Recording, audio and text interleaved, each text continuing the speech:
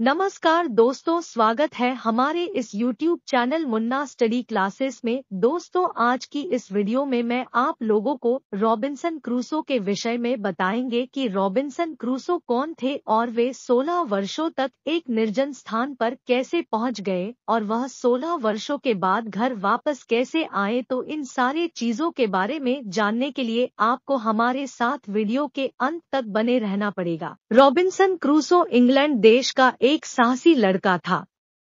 उसमें बचपन से ही समुद्री सैर करने की चाह थी। उसके मित्र के पिता एक जहाज के कप्तान थे। मित्र कई बार अपने पिता के साथ समुद्री यात्रा कर चुका था। वह क्रूसो को यात्रा की रोमांचक कथाएं सुनाया करता।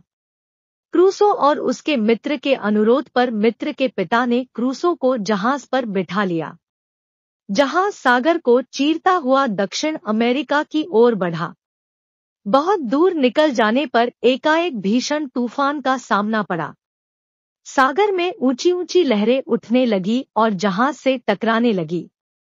जहाज डगमगाने लगा। डगमगाते हुए जहाज को तेज हवा ने एक विशाल चट्टान की ओर बहा दिया। कप्तान ने भयभीत स्वर में कहा, जहाज चट्टान से टकराया तो चूर चूर हो जाएगा। आता छोटी नौका को पानी में उतारो। नौका उतारकर सब लोग उसमें सवार हो गए। आंधी अब भी थमी न थी। उसने नौका उलट दी। सभी सवार डूबने लगे। क्रूसो तैरने की विद्या जानता था। वह तैरकर समुद्र पार करने लगा। तैरते हुए वह थक गया। निष्ठुर लहरों ने उसे किसी द्वीप के तट पर जा पटका। वह अचेत हो गया। चेतना आई तो वह दूर जाकर कराहने लगा। रात हुई तो वह एक ऊंचे पेड़ पर चढ़ गया और डाल पर सो गया। नीचे हिंसक पशुओं का भय था। सुबह नींद टूटी तो वह पेड़ से उतरा और समुद्र की ओर चला। उसने देखा, जिस जहाज पर समुद्र यात्रा करने निकला था वह टुकड़े टुकड़े होकर पड़ा है। वह समुद्र में कूद पड़ा और तैरकर टूटे हुए जहाज पर चढ़ गया। जहाज के ऊपरी भाग में खाने पीने की वस्तुएं रखी गई थी। क्रूसो ने बिस्कुट का डिब्बा उठाया और भरपेट खाया।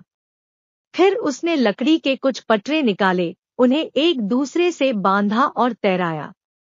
उस पर खाद्य सामग्री तथा हथौड़ी, बंदूक, कारतूस आदि कई उपयोगी सामान लाद कर खींचते हुए तट तक लाया। तट पर चट्टानों के सहारे तंबू तानकर सामान रखने का सुरक्षित स्थान बनाया। वह जहाज से रोज थोड़ा थोड़ा सामान ढोता रहा। पूरे 10 दिनों तक कठिन परिश्रम कर सामान इकट्ठा करने के बाद 11वें दिन जब वह तट पर पहुंचा तो जहाज का नामोनिशान तक न मिला। रात की भीषण आंधी में वह बह गया था। उस अनजान निर्जन वन में क्रूसो को रहते जब कई माह बीत गए और खाने की सामग्री घट चली तो उसने खेती के उपयुक्त भूमि खोज निकाली। उसमें गेहूं बो दिया। पौधे उगे। पौधों के बढ़ने पर उन्हें झरने के जल से सींचा। खेत के निकट मचान बनाया और खेत की रखवाली करने लगा। कई वर्ष बीत गए। उसके सिर के बाल बढ़ गए, दाढ़ी बढ़ गई। कपड़े फट चुके थे। अब वह जंगली बकरियों की छाल पहनता था। उसकी शक्ल सूरत अजीब लगने लगी थी। वह पूरा वनमानुष बन गया था। एक दिन उसने उठता हुआ धुआं देखा। कुतूहलवश वह बंदूक लेकर उधर चल पड़ा। निकट गया तो कुछ जंगली लोगों पर नजर पड़ी। सबके सब नंगढ़ंग थे। आग में कुछ पकाया जा रहा था। पास में लोग नाच रहे थे। 2 आदमी जमीन पर बंधे पड़े थे। नाचते हुए लोगों ने बंधे हुए एक आदमी के सिर पर गदा से वार किया। तभी दूसरा आदमी किसी तरह भाग निकला। वह क्रूसो के निकट आ गया। क्रूसो ने उसे डांटते हुए कहा, रुक जाओ। वह आदमी क्रूसो के पांव पड़ने लगा। क्रूसो ने उसका पीछा करते आदमी पर बंदूक चला दी। वह तुरंत मर गया। क्रूसो ने पांव पर पड़े आदमी को उठाया और अपने पड़ाव तक लाया। न क्रूसो उसकी बोली समझता था और न वह आदमी। फिर भी दोनों साथ रहने लगे। शुक्रवार यानी फ्राइडे को मिलने के कारण क्रूसो उसे फ्राइडे के नाम से पुकारता। धीरे धीरे क्रूसो ने उसे अंग्रेजी के कुछ शब्द सिखाए। एक दिन की बात है, किसी जहाज ने तट पर लंगर डाला।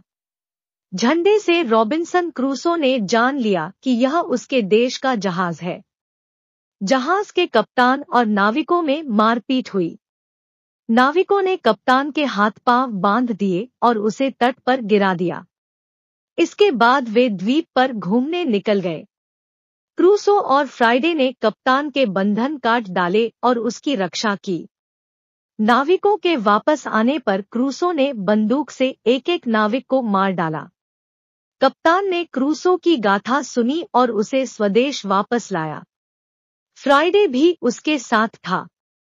क्रूसो ने मातृभूमि की मिट्टी उठाई और उसे चूमा।